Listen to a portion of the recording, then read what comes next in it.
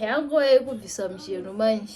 Guys, khona wemakeup kuimiwa muchachiudzi kuti mawigi aya anonetsa kudai. Amuchatauri izvozvo. Papa unotorova nechinhingirikini ichi. Oh.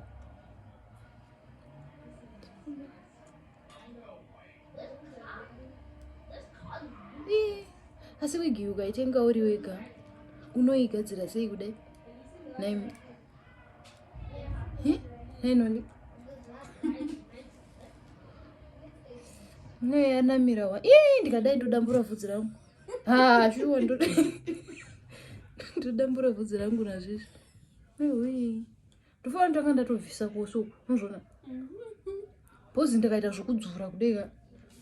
Hela inosaya musvuvu. Zvine basa wishi. Ina ndingazvidini zvinhu zvakadai.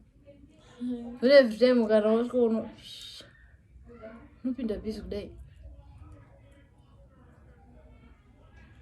Pachipane zvinhingi. Last time mupana akandipa chinhingirikini. Liquid chacho so chokubvisa glue iyeyi. Ukangosora kudai inobva yatoregedza yega. Haizoiti izvi. Mukubvisirei nhasi? Nandi ndizvokunetswa ini.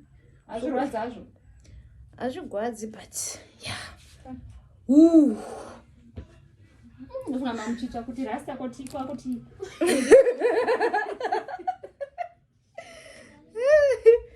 Rasta mukati momu. Izvi ndo zvangu izvi. You feel relieved. Imi, unoita relief isingaiti.